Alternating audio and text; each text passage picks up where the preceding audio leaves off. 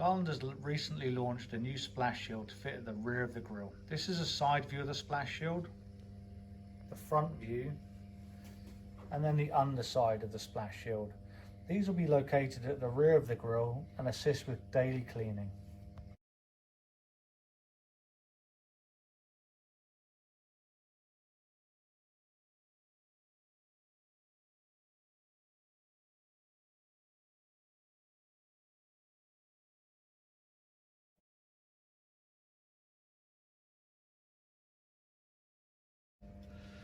So to fit the grease shields, all of the Garland grills have had a cutout at the back of the lift tube.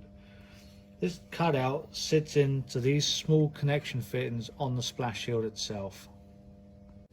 Fitting the grease shield, it's very straightforward. You pick the grease shield up by the tab in the middle, turn it sideways, line up so these tabs are in line with the lift tube, and then just push down.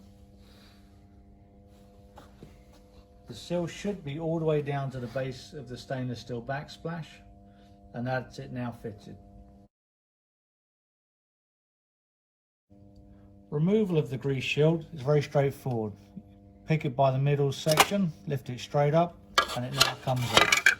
This should be done every day during cleaning.